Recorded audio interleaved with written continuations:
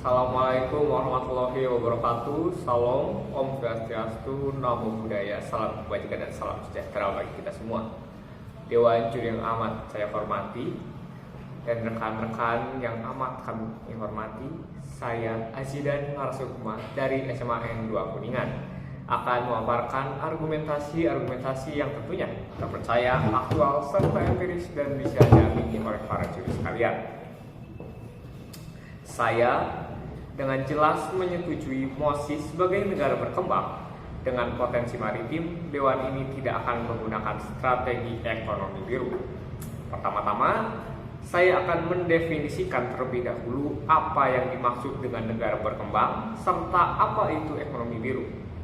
Negara berkembang adalah istilah yang umum digunakan untuk menjelaskan suatu negara dengan kesejahteraan material tingkat rendah. Karena tidak ada definisi tetap negara berkembang yang diakui secara internasional, tingkat pembangunan bisa saja bervariasi di dalam negara berkembang tersebut. Lalu, bagaimana dengan ekonomi biru?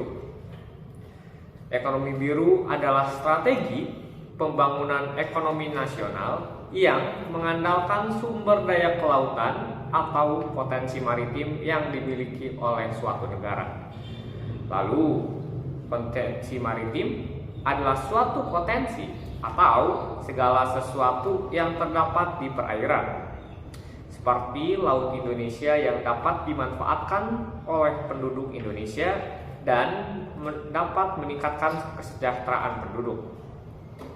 Tetapi menurut data FPK Unair, dalam penerapannya pemerintah tidak hanya terfokus pada ramah lingkungan, melainkan juga menjadi arus kas ganda, di mana itu berarti ada keuntungan berlipat ganda secara ekonomi dengan mengolah limbah menjadi produk yang memiliki perbandingan harga barang atau jasa dengan harga produksi. Namun masyarakat pesisir dalam kehidupan realita masih belum mengalami yang namanya kesejahteraan. Hal tersebut dapat dilihat dari sektor pendidikan yang rendah serta lingkungan pemukiman yang kumuh. Oleh karena itu, dalam penerapan kebijakan ini diperlukan kerjasama yang lebih baik dan penelitian yang lebih lanjut sebelum diterapkan di negara berkembang. Menurut The Jakarta Post, sebagai perluasan dari ekonomi hijau, konsep ekonomi biru yang diperkenalkan pada tahun 2021 menekankan pada tahun 2012 pada konservasi dan pengolahan laut yang berkelanjutan.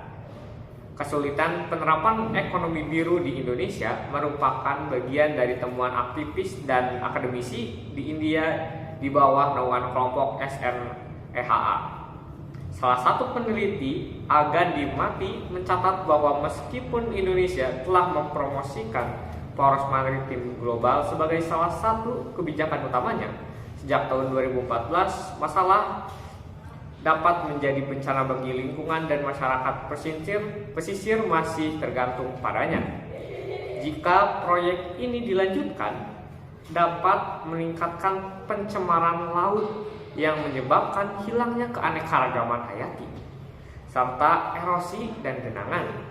Akibatnya, komunitas nelayan yang tinggal di pantai akan dipaksa untuk bermigrasi ke pedalaman. Oleh karena itu, saya menyetujui MOSI sebagai negara berkembang dengan potensi maritim. Dewan ini tidak menggunakan strategi ekonomi biru, karena salah satu tujuan ekonomi biru sendiri adalah mensejahterakan rakyat. Tetapi pada faktanya, ekonomi biru tidak dapat mensejahterakan rakyat.